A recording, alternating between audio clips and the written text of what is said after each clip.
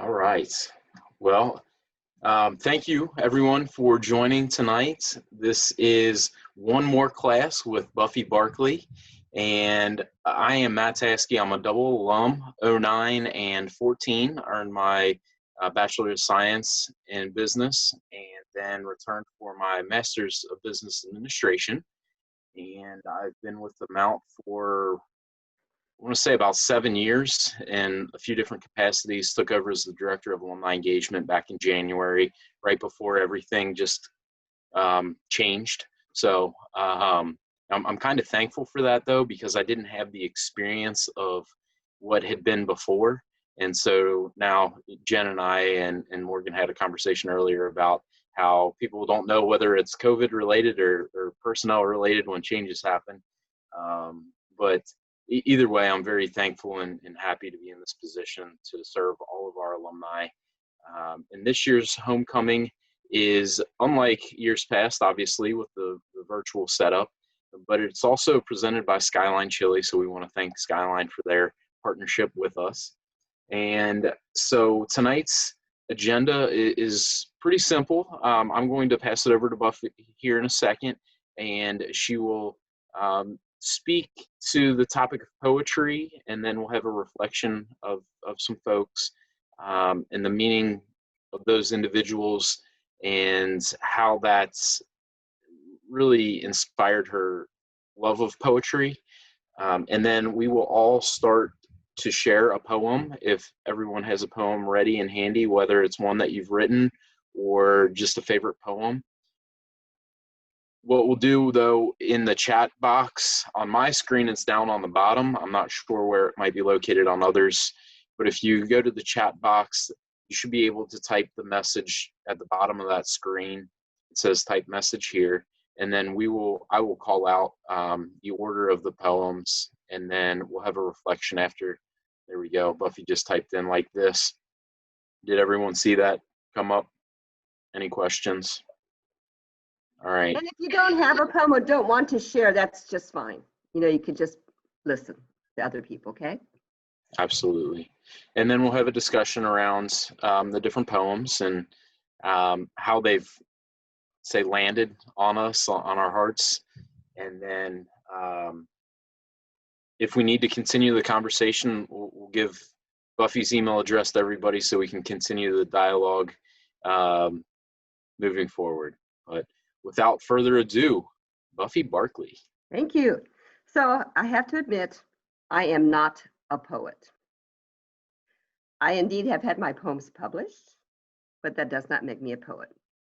I seem to have written a lot of poetry in high school because I went back to some old publications that I had in my English classes at Catholic Central in Springfield. In addition to writing poetry, I was exposed to a lot of wonderful poetry, including every year something by Shakespeare that we had to memorize a section from. So I have that as part of my life right now. But I wanted to show you this is my anthology called America Sings, and it's by the National Poetry Association. I have a poem in there that I wrote as a freshman in high school. I will read it to you sometime soon. And I also have poems in this high school book from Catholic Central called Variations. It's just by Catholic Central students. And there's another poem in there. So in an act of humility, and to prove that I am no poet, I will read you two of my poems. This one was written when I was a freshman in high school. It's called Frontier Lullaby. Here we go. Sorry, I'm laughing with this.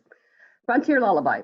Over the peaks of the mountains, your fair feathered friends fly by, and down goes the sun serenely as the evening comes on with a sigh.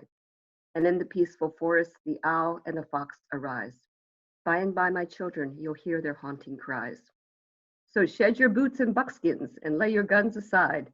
Close your eyes, dream sweetly, and safely you'll abide. All right, so I have no idea what inspired that poem, but it violates the cardinal rule of writing, which is write what you know. I did not live on the frontier. I did not live among the foxes, but I seem to have been inspired to write a poem about it. Okay, now this is an interesting one. This is the one I wrote in my junior year in high school. And one of my history professor friends, Dr. Pete Robinson, actually has this hanging in his office, to my embarrassment.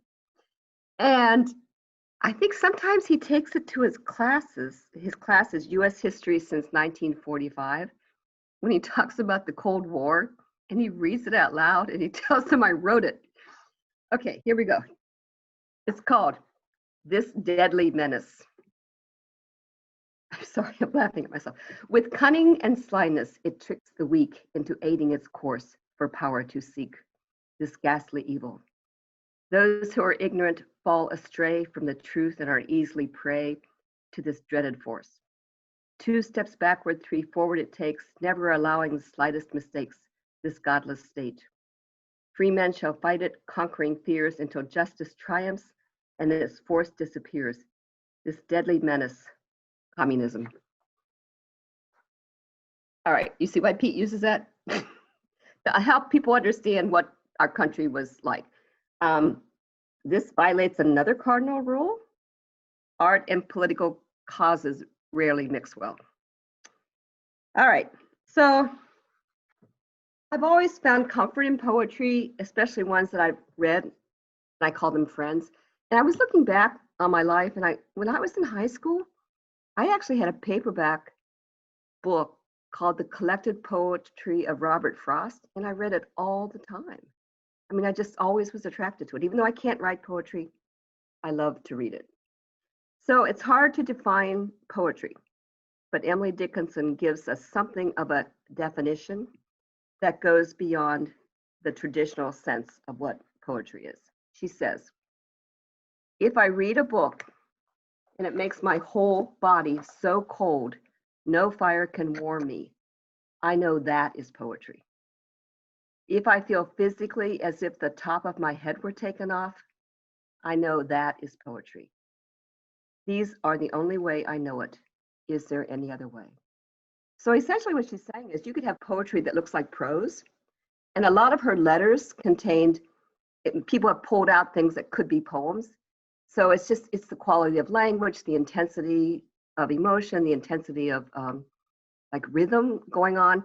So I think people box in poetry as something like the things that I read that I wrote. That's not really all that poetry is.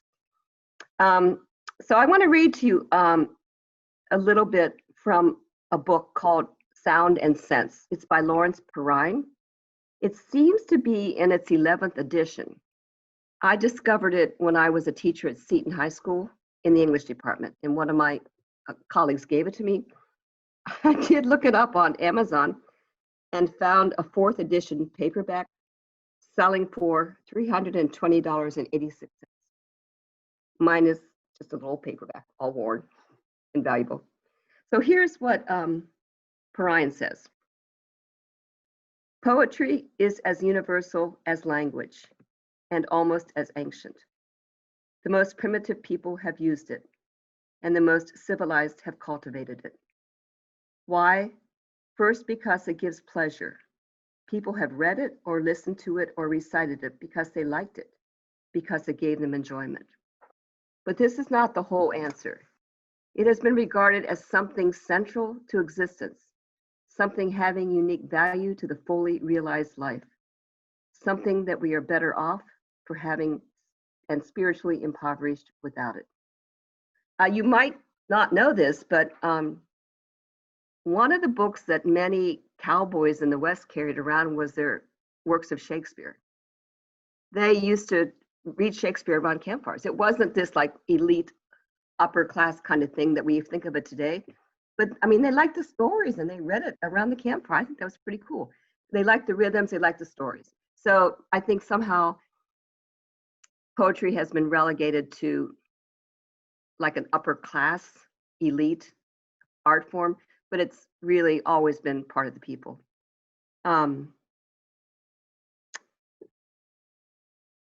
The other thing I like about poems is they are so tightly crafted. There's not a wasted word if it's a good poem. And every word counts. And one of my favorite quotes from Mark Twain reinforces that. He says, the difference between the right word And the almost right word is the difference between lightning and the lightning bug, which I think really captures what a lot of poetic language does. It's highly charged. I'd like to share just a few of my favorite poems, and then we'll go on to yours and tell you why they are so special.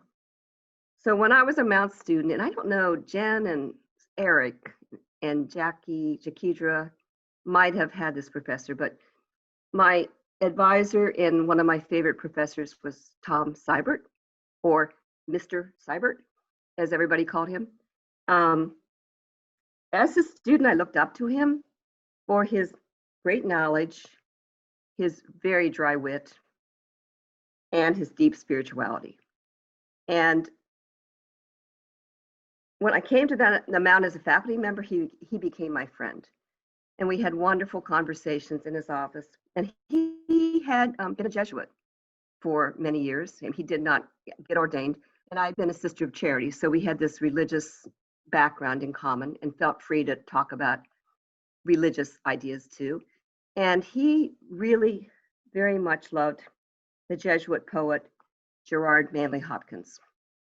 In fact, Tom was in Bailey Place, the nursing home across the street from us, for a couple of years. And I saw him a couple of times. He was so excited to see me, and that made me feel very special. But when Bailey had to shut visitors out because of COVID, I would write him cards. And all of a sudden, one time I thought, I should send him some poems by Hopkins, because he would love to have them. And after he died, his daughter told me that that meant so much to him, that I'd remembered that he liked those poems and that he had great comfort in reading them. So these are not easy poems. They're really rich and intricate. And I think on the first reading, you go like, what was that about? But even if you do that, I'm still going to read them because I love these poems and they make me happy because Tom Seibert loved them. So this is a poem called Pied, P-I-E-D, like mottled pied, beauty.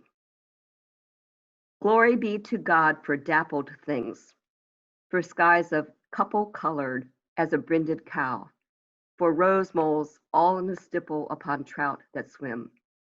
Fresh fire coal, chestnut falls, finches' wings, landscape plotted and pieced, fold, fallow, and plow, and all trades, their gear and tackle and trim. All things counter, original, spare, strange. Whatever is fickle, freckled, who knows how, with swift, slow, sweet, sour, a dazzle dim. He fathers forth whose beauty is past change. Praise him. I love the sound of that. I love the idea of this is God's creation. It's filled with all these beautiful things. And the other one, I think is very timely today from my perspective. If you listen to like the first stanza is all about the destruction that humans have brought to the earth. And then he turns it around in the second stanza to bring it more hopeful. It's called God's Grandeur. The world is charged with the grandeur of God. It will flame out like shining from shook foil. It gathers to a greatness like the ooze of oil crushed. Why do men then now not wreck his rod?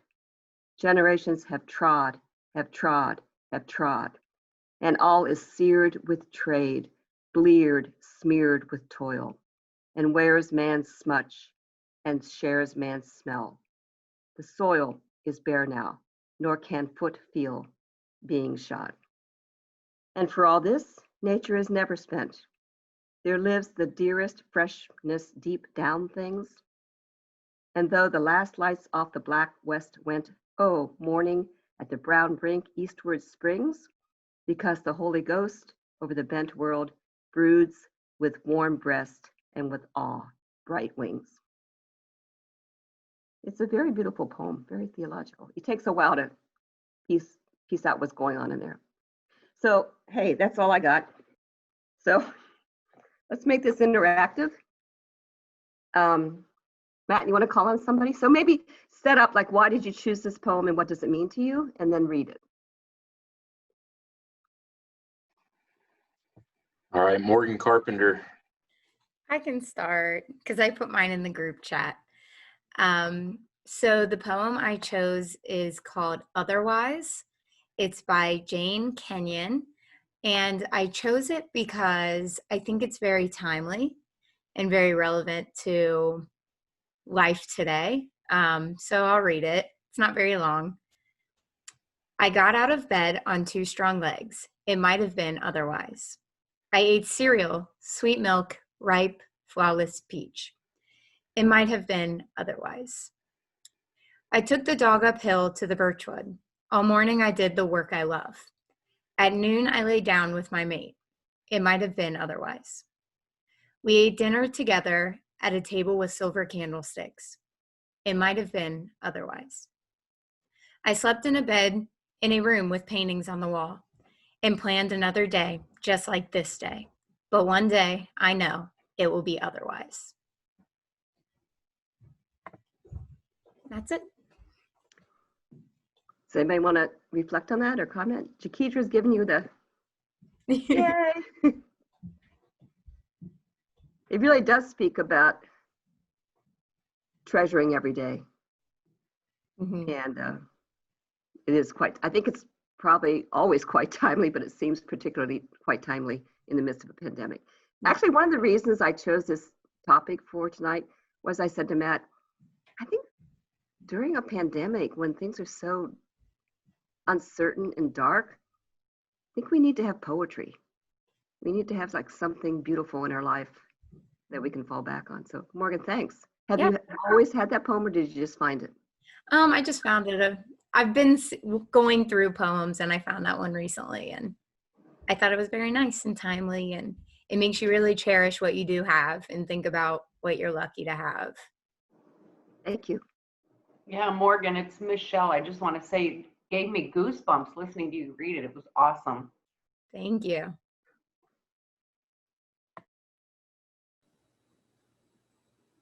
Mary Bookser, you unmuted. Do you want to read a poem?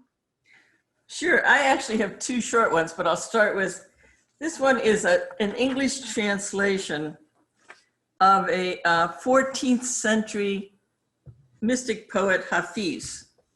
And it's one of my favorites. I actually, for 36 years, was living in a passive solar house, very dedicated to trying to live simply on earth. And so this one is called The Sun Never Says.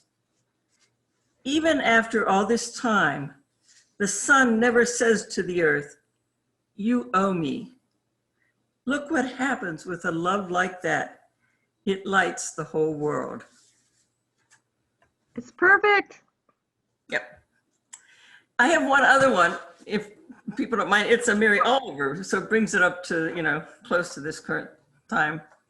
It's called Song of the Builders.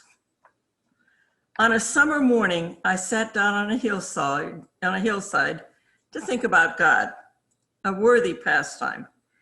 Near me, I saw a single cricket. It was moving the grains of the hillside this way and that way.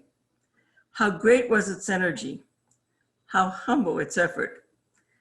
Let us hope it will always be like this, each of us going on in our inexplicable ways, building the universe. I like the transition from 14th century to 21st. And it's nice, Mary. And you know I'm a big Mary Oliver fan. Yeah. So, thank you.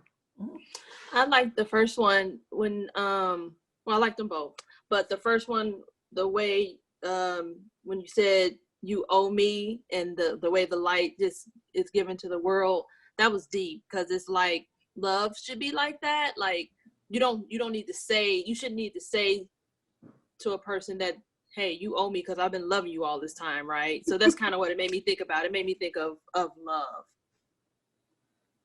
I like that. Yes, thank you.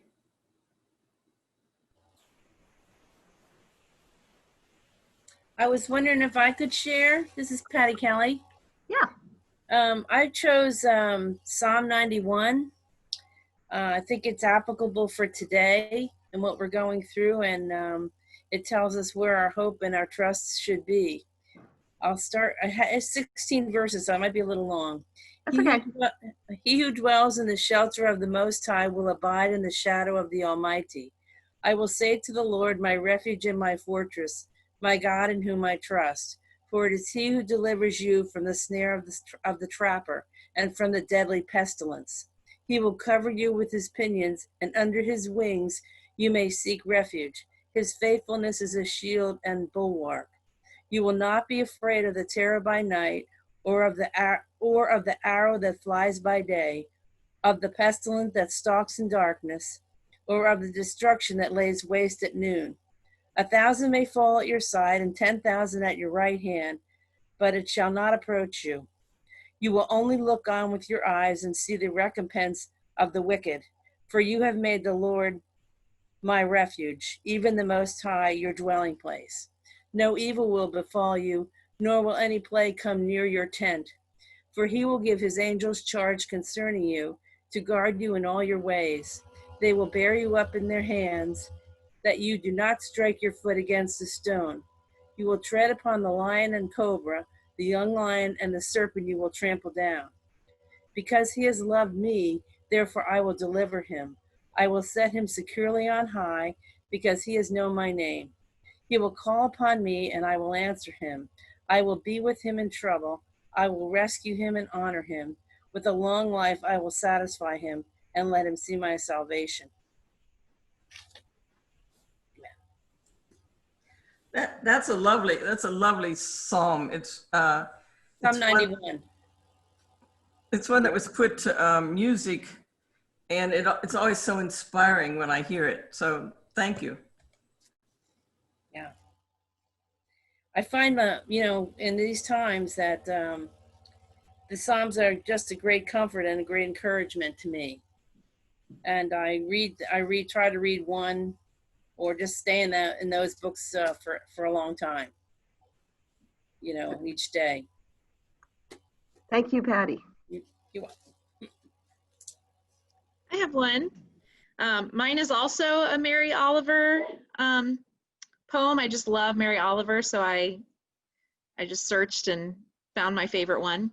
It's called Wild Geese. You do not have to be good. You do not have to walk on your knees for 100 miles through the desert repenting. You only have to let the soft animal of your body love what it loves. Tell me about your despair, yours, and I will tell you mine. Meanwhile, the world goes on. Meanwhile, the sun and the clear pebbles of the rain are moving across the landscapes, over the prairies and the deep trees, the mountains and the rivers. Meanwhile, the wild geese, high in the clean blue air, are heading home again.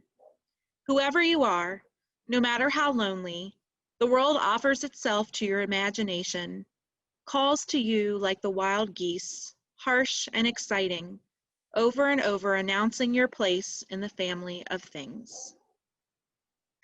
I just really like the beginning. You don't have to walk on your knees repenting. Like I like that kind of. I feel like it's telling me, not to feel guilty, not to be so hard on myself. And then toward the end, the world offers itself to your imagination, calls to you. Like I love that calling, calls to you and that invitation. So that's my favorite. I have too many favorite Mary Olivers. I can't say one favorite. Mary Oliver is an Ohio poet, by the way. She was born in Ohio. She just died a couple years ago. But she didn't live a lot of her years here, but she spent a lot of time on the East Coast, and then she retired in Florida. But I think a lot of her original poetry came out of the heartland where she was born. Do you know what part of Ohio, Buffy? I think around Columbus, but I'm not sure. Okay. Somewhere around there. It's amazing how many people are from Ohio that have gone on to do just extraordinary things, or that have spent time in Ohio during their journey. Yeah, well, one of my favorite writers is Toni Morrison, and she's from up around Cleveland. That was her roots, and so something about the heartland. Oh yeah. I can read one.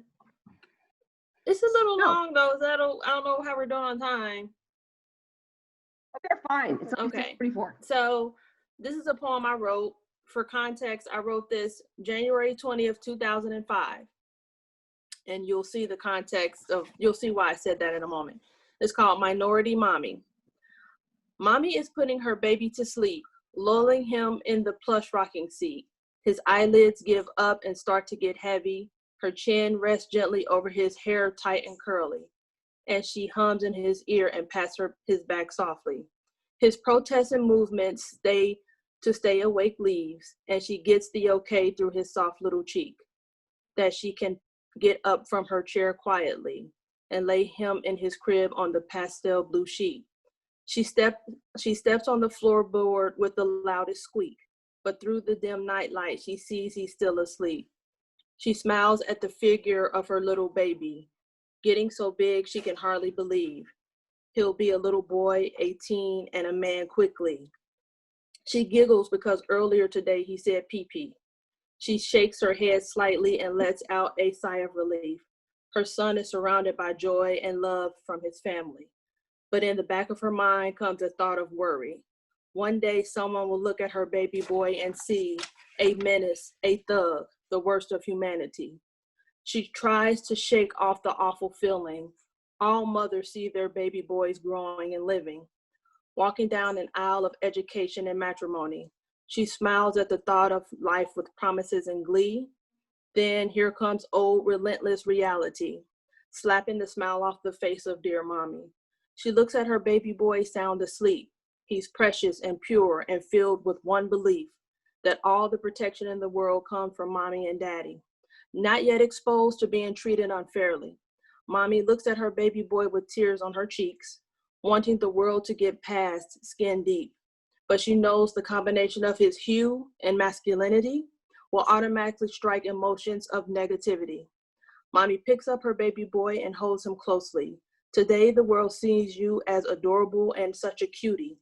But what will be long gone when you're a man? But that will be long gone when you're a man and they see what's been ingrained to the deep core as their truth completely. Mommy cries and swears she'll birth a nation before she will ever let them put thoughts in her son's head that he be less than the image of the Creator's greatest gift of seed and deserving of life, liberty, and happiness as much as the next man who is free. I wrote that. That's a true story, basically. My son is now 17 years old. You wrote that in And 2000. do you worry about him? Oh, I'm sorry. Go ahead. You worry about him even more now, Jakedra? Do you worry about him? I a lot? do. I mean, Yeah. it's he's like I said, he's 17 now. He's almost 6 feet tall. You know, I've had to learn how to not have butterflies in my stomach when he walks the dog, like, and his phone's in his pocket. I just, you know, this is not for, you know, most of this conversation is for another day, but I remembered that I wrote this poem and I had to go find it. And it's funny, I found it last week, and then I saw this invitation. So I think things happen for a reason. I don't believe in coincidences too much, but yeah, January 20th, 2005 is when I wrote that. So how old was he then? He was born August 2003. So what, a year What, and two? a half, maybe, something like that. It's so touching, and thank you for sharing it. And it's so relevant for today, you're right. And thank you. That's all I can say is thank you. Jakedra, do you write very many poems, or is that just something that you felt like you had to do at that time? So I was torn between a couple of poems. I used to write so much at one point in my life, and I don't write as much now. I do more journaling now than poetry. I might write down a poem here or there. But to answer your question, in this time in my life, I had just been diagnosed with breast cancer. And so it's another poem I was thinking about reading, but I did a lot of writing in that season of my life. And so I have poems and journals and stories, and all kinds of stuff. So this is just a product of that time period. But the image is it that really happened. Like, I thought about my son, little baby boy, and everybody thinking he's cute, which he was. So, and I just got inspired to jot that down. And like I said, I remembered writing. I was like, where's that poem? And I finally found it. So I would say don't put that one away. yeah, Again, keep it out, right? Keep it It's out. in my little No. dingy journal. It's it's not only relevant. I think it captures raw emotion and raw fear that I believe is shareable today, because I think sharing those fears and emotions are important in helping conversations, and art has a way of doing that. So I'm glad you found it. Thank you. I will echo that. Thanks for sharing. No problem. Well, and the other thing I think too is the fact that it shows that we are more alike than what we might think, right? My mother-in-law had breast cancer when my wife was 11 years old, and I have a 1.5-year-old daughter upstairs, and I still have I have different concerns and different worries, but just like you, all parents have those concerns and worries. It's just a matter of where are those worries, and are they placed upon us, or so I feel like I've connected with you through that writing that you've shared. Thank you. And it also gave me a thought too of maybe an alumni mentoring opportunity where we can take youth, whether or not they're related to a Mountain graduate or not, and just help connect, right? I would love to meet your son and just learn about him and his life and his interests, and see how, whether the Mount can help, or maybe another university or a trade or whatever interests him. So that you got my mind turning right now. Thank you. Well, Isaac is something else. Isaac is a very talented young man.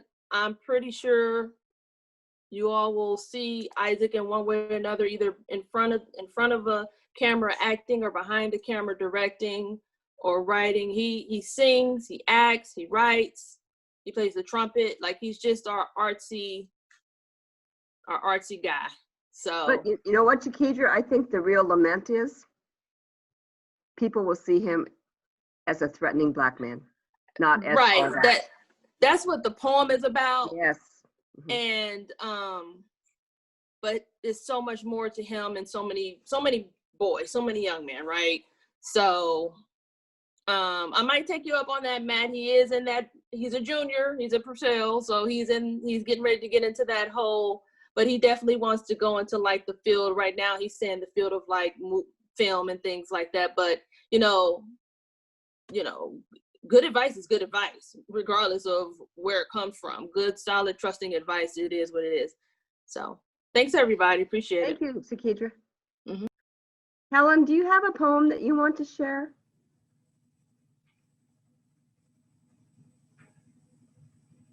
No? Okay. Come on, Jason, how about you?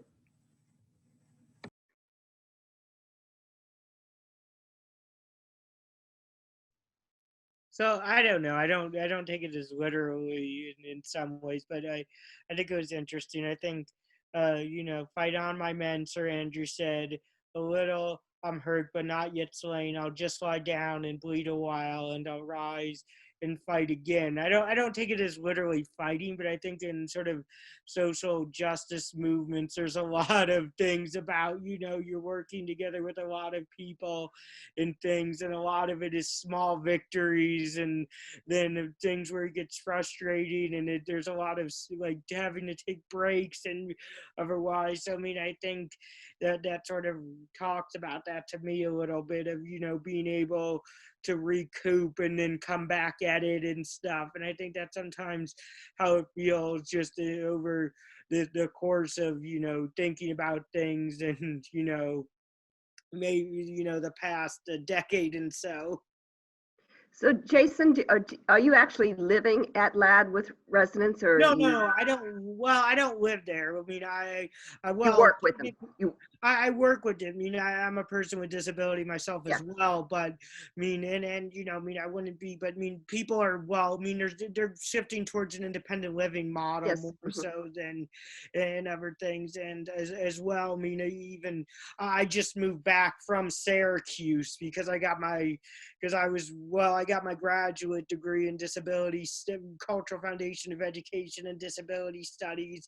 And then also I worked at the university for about 2 years at Syracuse University. So I'm living with my parents right now is because of the things going on. It's a little bit tough to find it, but I know a lot of it from an academic but also personal experience of what sort of independent living, the advocacy, I do work with a lot of the people who work at LAD, but also get services and support through LAD. Good. Thank you so much, Jason, for sharing that poem. It's a great little stanza there. Eric Young, do you have a poem? Unmute. I should be good at this by now. It's 2020, right? We should be good at the mute and unmute thing. But well, when I turned my camera off a little while ago, I was not going to be brave, and I was going to bring a poem. And I turned the camera off to go frantically search for my folder of poetry from school, because I haven't really been much of a poet in the last 20-something years, save for little Hallmark card type things I've written to keep my wife interested in me over the years. And I couldn't find what I was really looking for. Was a book called River Songs. And I was in Jeff Hillard's class in '97 when the Ohio River flooded. And he sent us out to volunteer in the community in flood relief. Is it something was it like flood poems or? Yeah, it was something I can't remember. Yeah. It was, and I went out with a group of students, and we volunteered at St. Vincent de Paul one day, sorting materials that were donated to help out the people, especially around Falmouth, Kentucky. And then we were all assigned to write a poem inspired by our experiences, and then he published a little booklet, and I have a copy somewhere. And I remember my poem, I don't remember if it was any good, but I remember I wrote it so that the line staggered in the shape of a river. And I really wanted to find it and see if it was any good, but I couldn't find it. It's in this house somewhere. I think it's called Flood Music. That was it. 1997? Was it the 1997? I think it was Flood Music. 1997 was the name of the book. Yeah. That was it. And I couldn't find my own poetry. Oh, it was fun. It was a great experience. First of all, I love the fact that he sent you out to do that, because I think he was shut down for a while. Well, interestingly enough, I ended up working for a couple of years in the building where I volunteered, because it was at St. Vincent de Paul, and I ended up doing their media relations for a couple of years. And I was like, wait, I've been here before when I walked in, but I couldn't find it. So you're stuck with whatever I could find. And I feel bad because everybody's work here has been so uplifting, and their favorite poems have been so uplifting. And I thought, you know what, I'm just going to go with something entertaining. Go for it. My family loves Halloween, so I thought I'll find something spooky, but real, something good. So I went with Emily Dickinson. Yay. Not what you typically think of when you think of Emily Dickinson, but it's oddly enough, I found it, and then it reminded me of a series that we just finished watching here, and I'm not going to name it, so I don't spoil anything. But if others are watching it, but it's called "I Felt a Funeral in My Brain." Oh yeah. Very uplifting. Yes. I felt a funeral in my brain, in mourners to and fro. Kept treading till it seemed that sense was breaking through. And when they all were seated, a service like a drum kept beating till I thought my mind was going numb. And then I heard them lift a box and creak across my soul. With those same boots of lead again, then space began to toll. As all the heavens were a bell, and being but an ear, and I in silence some strange race, wrecked solitary here. And then a plank in reason broke, and I dropped down, and hit a world at every plunge, and finished knowing then. And That's a heavy. It's such a good poem because of just the imagery and the heavy notes that she has.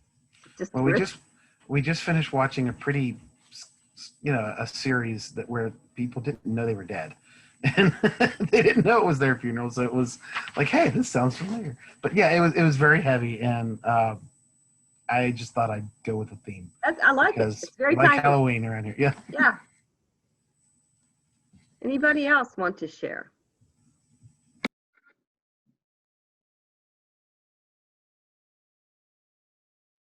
All right, then I have a couple questions. Like, it sounds like Patty turns to the Psalms for comfort.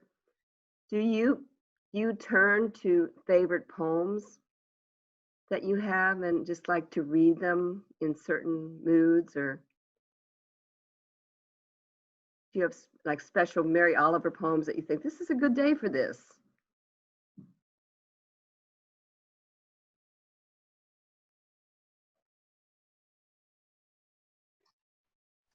I definitely used to do that, but I haven't read poetry or looked at poetry in a really long time. You know, occasionally someone will post it on social media or something, and then I'll, I always enjoy it, but I don't know, this is definitely making me think about how I miss it. When Sister Mary said about Hafiz, that took me back to college, because I had like this yellow book of poems from Hafiz, and I loved it, and I read it all the time, and I don't even know where that book is right now. So yeah, it did give me comfort at one point in my life, but I just haven't made time for it. It's interesting to me how people sometimes ask me for poems. Like one of my friends, it was maybe 10 years ago, her whole family was around her mother's bed and she was dying, and she said, could you send me some poems to read to my family? And I sent her some Emily Dickinson poems, and she really liked that a lot. So I can be a poem finder if you need something. Just contact me. So going off of that, I try and read the Bible and find comfort in that. But the other thing that I try to do, especially when the weather's nice, is go golfing. And I found, I would say, I don't know if this would be considered a poem or more so a quote, but it says, life is a lot like golf. It often seems the harder we try, the more mistakes we make. And I found that to be so true for myself, that when I go out there and I try to play well in golf, I just screw up, right? And the harder I try with my job and with life, it's like I just need to relax and trust that the direction that I'm heading, and just allow that to be the comfort in and of itself, and to enjoy the journey instead of trying to worry about 5 and 10 years from now. And 2020 has helped me so much with that, because What exactly. can you do, right? Well, and that's where Morgan's poem earlier, it's like